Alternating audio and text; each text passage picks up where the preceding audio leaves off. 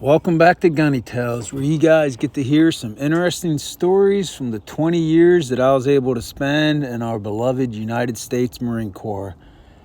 Stick around, this stuff gets interesting.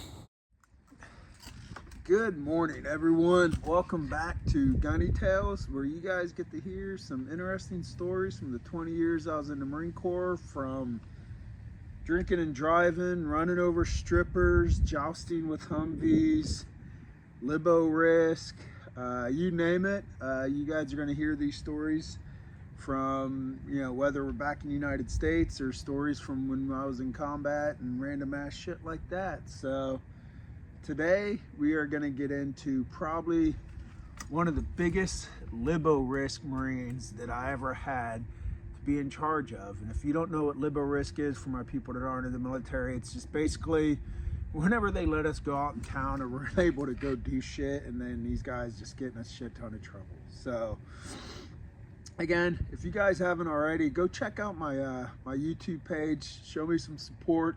I'd really appreciate it. I'll toss the link and everything in there. That's what I'm trying to, I got that page monetized, and it'd just be cool to get a little more support and see some people that I actually know get over on there. But again, we're gonna go with a Libo Risk story, and we're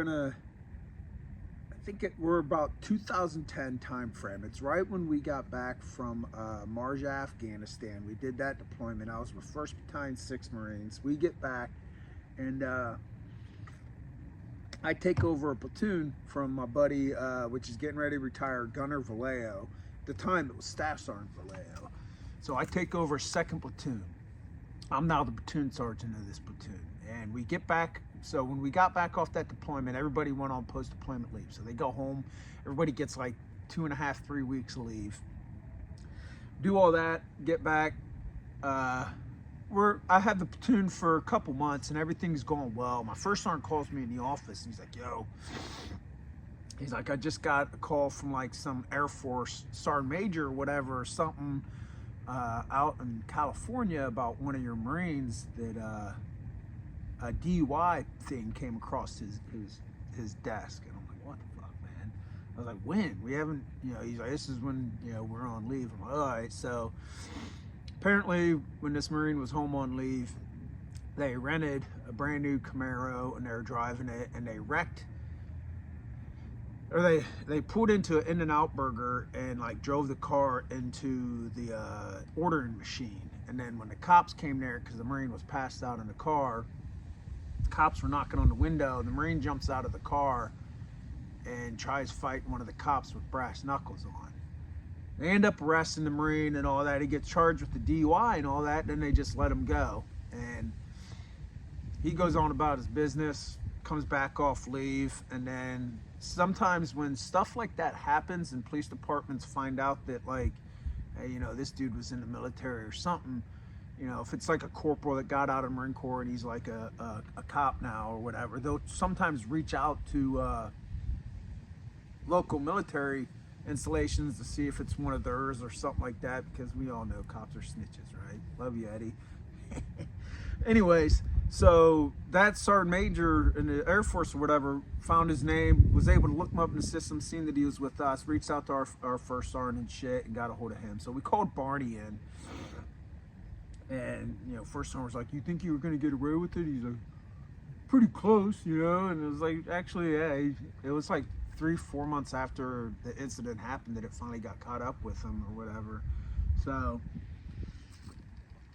anyways, we ended up, he gets in trouble for the DUI. We're going to send him to, it's called SARP, Substance Abuse Rehabilitation Program. And in the Marine Corps, they got a couple different facilities that they do this. And real quick, Barney has already had previous instances where he's had alcohol issues. This wasn't his first alcohol issue. He got drunk and tried fighting with like the duty NCO and like a bunch of different random shit like that. So we, first sergeant major and all them, want to send him to get some treatment and stuff.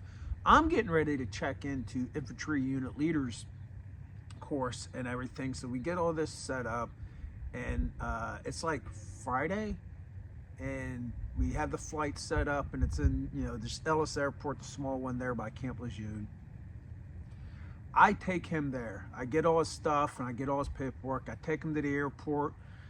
I think it's like 6 p.m. and his flight's like 7:40. It's a small airport, so you can literally show up 5 minutes, walk right through, get on, whatever. Anyway, so I take him there, all that.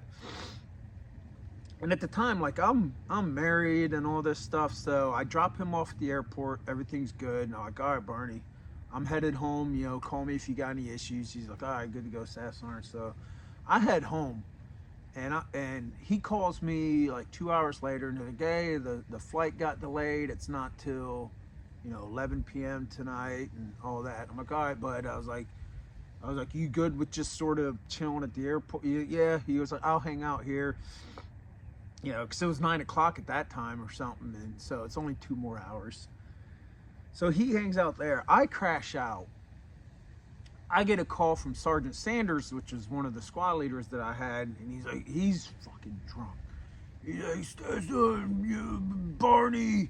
And I'm like, what are you talking about? He's like, Barney's getting chased by the cops. And I'm like, what? Huh? And then I'm like, what time is it, bro? And it was like, it's like 2:30, 3 a.m.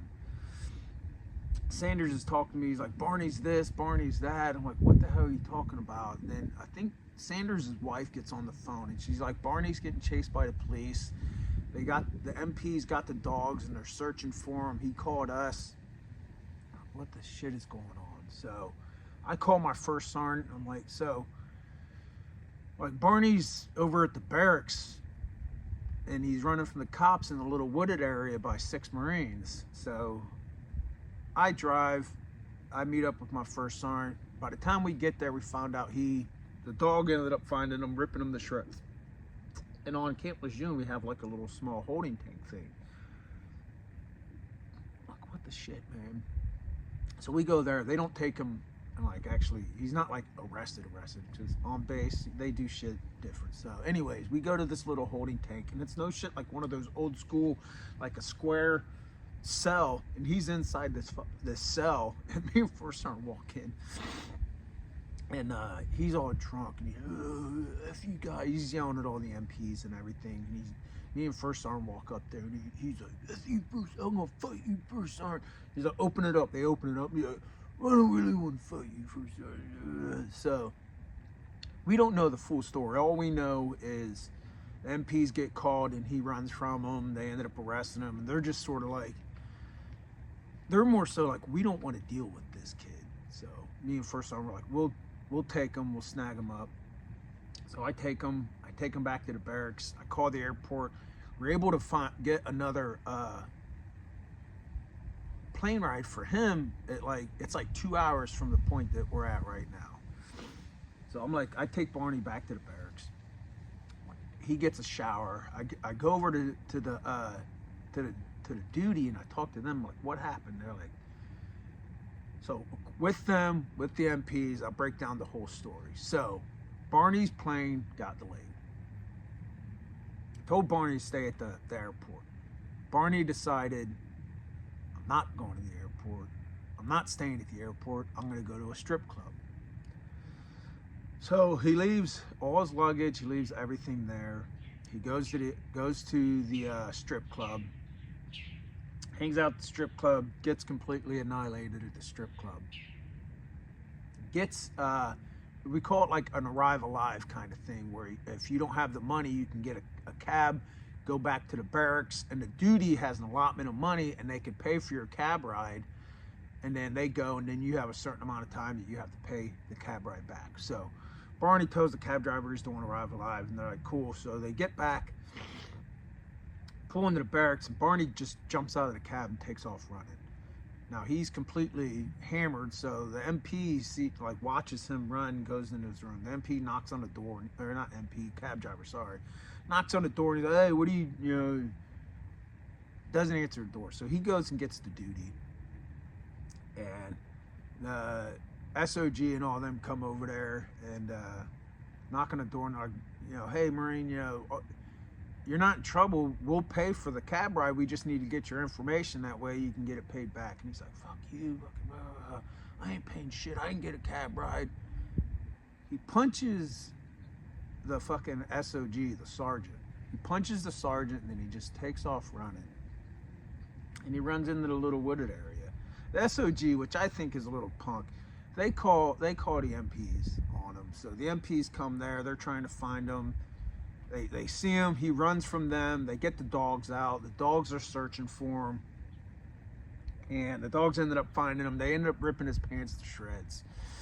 They tear everything up, and then they end up arresting him, all that, take him to that holding cell. So now we fast forward a little bit. I got him at the barracks, and he's like filthy. He's been rolling around in the dirt, he smells of alcohol, he's just all this crap. I get him in the barracks. I'm like, go take a shower, Barney. And he's still like trying to give me shit. I'm like, God damn it, Barney, just get in the fucking shower, bro. I don't want to deal with it. So he goes in the shower, and I'm like, all right, we need to get some more clothes. And this Marine, he don't have like anything in the barracks. He's got like nothing there. And so I no crap had to put him back in the same clothes. He's got ripped up pants from where the dog tore his pants to shreds. He's got a shirt with the collar completely ripped down. I'm like, where's your wallet and this? He goes, all I got's my ID.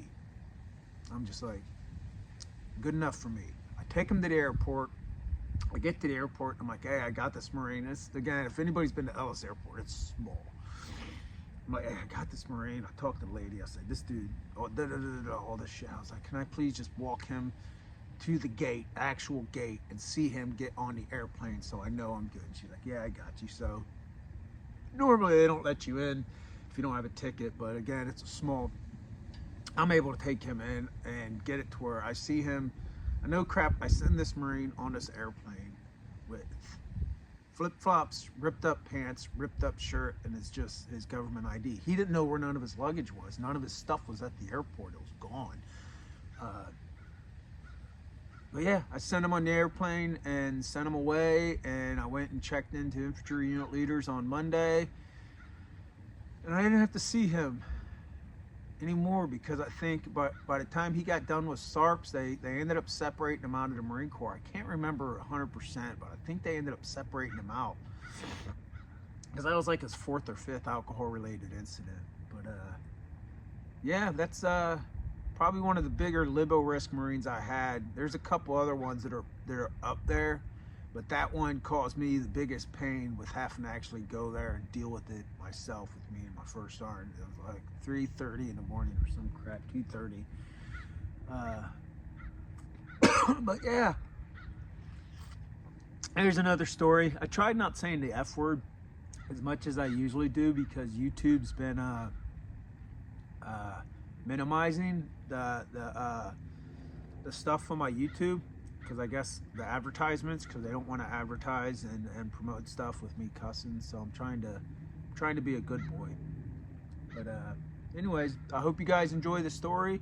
I'm gonna try to get some more, and for all the Marines out there, happy 249th birthday to all you guys. It's the Marine Corps birthday today, so happy birthday. And fucking wasted. It sucks that it's on a Sunday.